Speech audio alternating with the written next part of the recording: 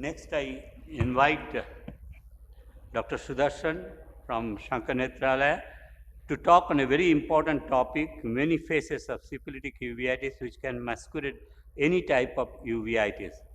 Dr. Sudarshan, please. Good afternoon, everybody. Thanks, Dr. JB, for giving me the opportunity.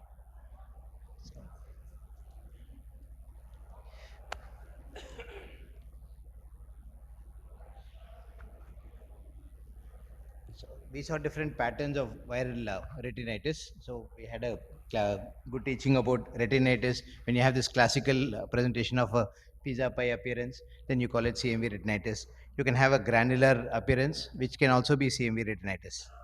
So then you have this retinitis in the periphery, then ARN, so acute retinal necrosis, where you have a coalesced peripheral lesions. When you have retinal lesions all over, then progressive outer retinal necrosis, which is there in HIV positive patients. So when you have familiar patterns, then you can suggest etiology. A retinitis with peripheral lesions, then you have ARN all over, then it is PORN. Then you have the retinitis with hemorrhages, CMV retinitis. And the same one, you can have a granular appearance, which can be the granular type of CMV retinitis. But what if you find atypical presentations? So if you are not finding it very typical, not fitting into any of the patterns, then you're probably dealing with something atypical. You need to investigate, do intraocular specimen evaluation. But one important thing that you need to suspect is syphilis. So syphilis, as we have always learned, that it is one of the greatest imitators, but at least for Indians and in this endemic area, for us anything and everything is probably TB. I mean, other than TB, then if you have posterior retinitis like picture, TB, they say never presents as, or almost always presents as choroiditis rather than retinitis. So if you have atypical retinitis or atypical presentations, then you have probably thinking of syphilis.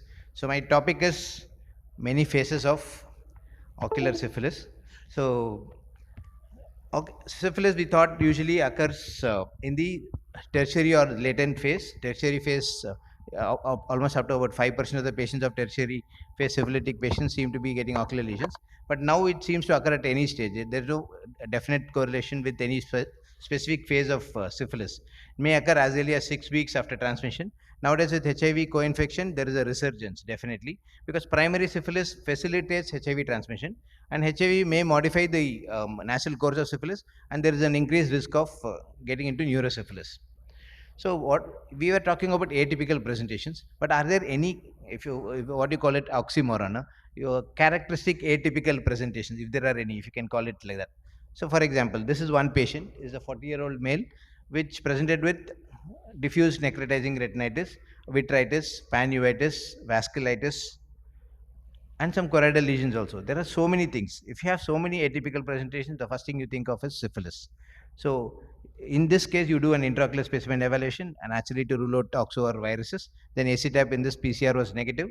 RPR TPHA was raised, and this turned out to be HIV positive also. So remember that if you have an atypical presentation, and syphilitic uveitis can be the presenting feature of HIV also. A not known HIV patient, they may look otherwise very healthy.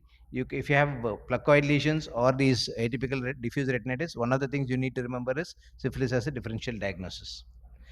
So it is not necessarily posterior uveitis. You can have even endophthalmitis like picture. This was a young boy who came with endogenous endoph like picture. And blood culture, obviously, because of endogenous endoph picture as a routine, we did the test, which is negative. ACTAP was negative. So we did vitrectomy with vitreous biopsy. Post vitrectomy, then you found this peripheral retinitis lesion, which was not again typical. So ACTAP, vitreous biopsy, vitreous PCR, everything was negative. So RPR TPHA was positive, turned out to be syphilitic. And after treatment, you get the salt pepper retinopathy, which is how syphilitic retinitis heals. So remember that even an endogenous endoph or a panuveitis like picture can be the first presentation. Even when in doubt, a posterior uveitis atypical or a panuveitis like picture, then you suspect syphilis, especially in the current era. So we treat them with how we treat neurosyphilis. But there has always been in the textbooks that we've read that neurosyphilis you need to do, or ocular syphilis you need to do CSF tap. That may be in the textbook, but practically when we do CSF tap, in such a situation like this was a panuveitic patient, ACTAP was negative, But if the patient had some neurological symptoms along with it, or if neuroimaging has some issues, then you do CSF tap. One of these patients which showed raised status. Otherwise, you don't need to do CSF tap in every patient of ocular syphilis.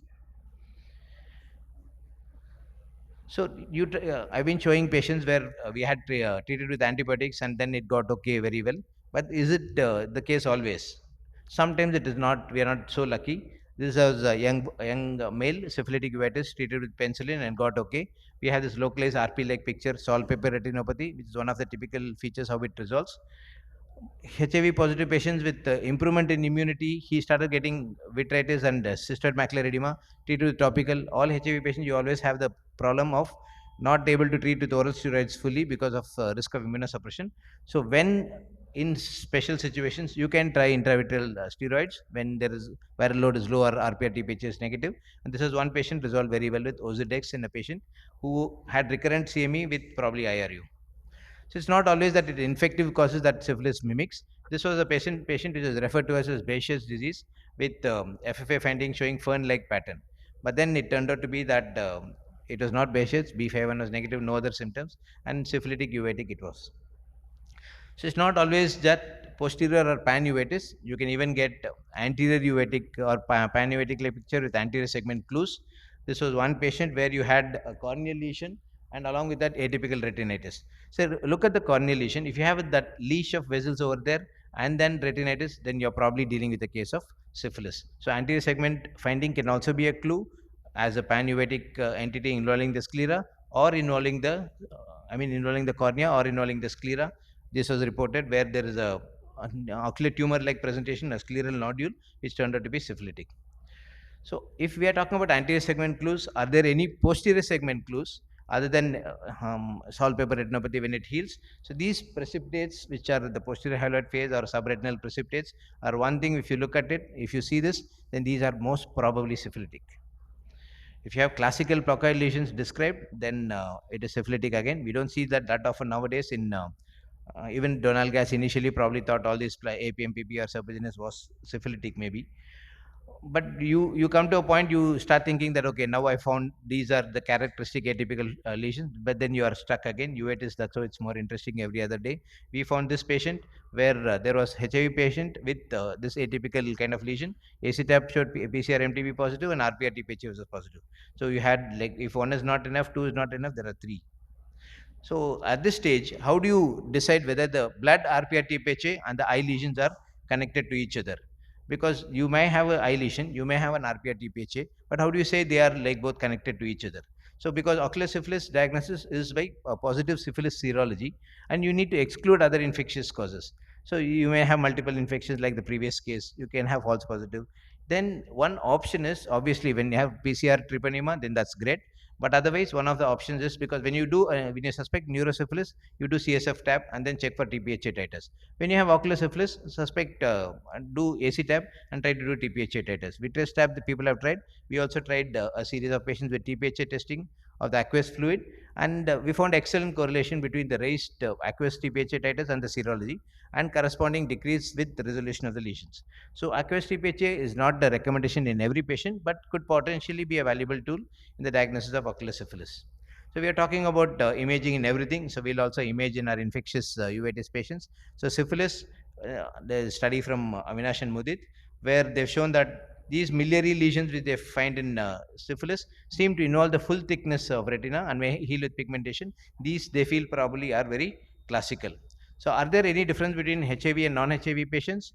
Most probably HIV patients are very, pan-uveitic presentation is more common. But in non-HIV patients, some patients seem to be presenting with retinal vasculitis or vitritis or intermediate uveitis-like presentation alone when compared to the non-HIV patients. So, to conclude, syphilis seems to occur at any stage. Obviously, it is on the rise, especially in the risk category, like and the group of patients who are MSMs, men having sex with men. That is a risk group. Panuveitis is the commonest presentation. One thing about syphilis is that even though the CD4 counts may be low, they can have significant inflammation despite low CD4 counts. So you need to have both treponemal and non-treponemal tests, CSF imaging in select situations, and treat like neurosyphilis. But always remember that immune recovery uveitis can occur. Repeating what Somshila said, Please come. It's going to be an exciting conference. We have the host here sitting with us to come here and invite us, I guess, Dr. Noora here, the president of UCCon. There are exciting travel grants, and it's a long weekend, 29th, 30th, or Friday, Saturday, and Sunday, Monday, October 2nd, Gandhi Jayanti. So you can have exciting uveitis and exciting holiday in Abu Dhabi. And we are from SN. We would like to invite you for the Retina Summit in on 30th June and July 1st. So it's on macular surgeries. So all of you are